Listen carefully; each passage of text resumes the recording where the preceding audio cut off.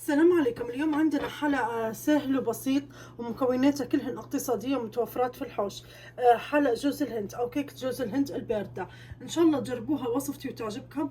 قبل ما نبدأ في الفيديو ما تنسوش دعمي ودعم قناتي باللايك والشير، واللي أول مرة يشوفني يشترك في القناة. اسم قناتي مطبخ رسيس. ما تنسوش بس يوصلكم جميع وصفاتي تضغطوا على زر الجرس. المقادير عندي كوبين حليب، معاهن حطيت في الطنجرة كوب مية، كوبين جوز هند، كوب سكر. السكر طبعا حسب الرغبة. عندي ملعقة فانيليا، نص كوب نشا، ملعقتين كاستردة.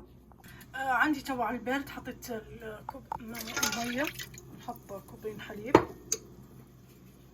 تقدر تستبدل الحليب هذا بالحليب البودرة، تحطوا 3 أكواب مية وكوب حليب بودرة. نحط النشا، نص كوب نشا، السكر حسب الرغبة. احنا حطيت مقدار كوب، ملعقتين نشا، كستردة، فانيليا، ملعقة فانيليا أو فانيليا السكر عادي تقدروا تستعملوها. جوز الهند، كوبين جوز هند.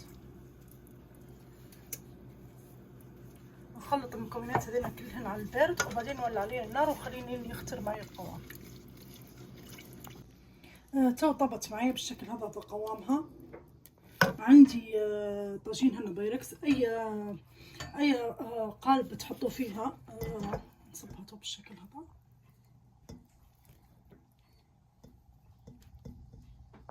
تو عندي بعد ما صبيتها بالشكل هذا نحطها في الثلاجة لين تسقع معي، بعدين نبدا نزينها.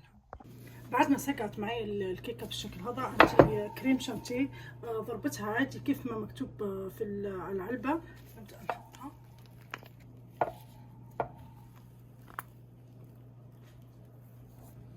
نطرحها فوق بالشكل هذا.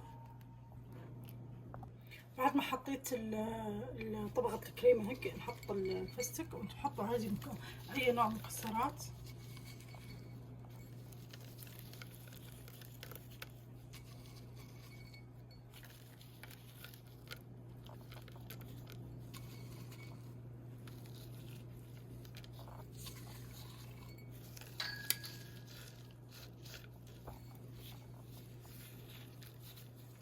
عندي الكرز هذا بالشكل هذا، نحط له في الاطراف.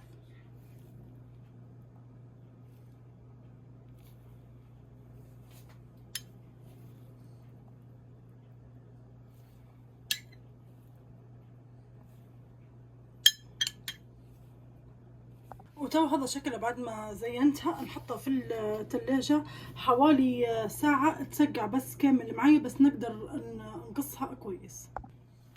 هذا الشكل النهائي بعد ما قدمناها. زينتها بعد ما حطيت عليها طبقة الكريمة، زينتها بالفستق. وانتم اي زينة على حسب رغبتكم تقدروا تزينوها حتى بفول سوداني او بشكوط مجروش المتوفر عندكم. تو نبدأ نحلها من النص.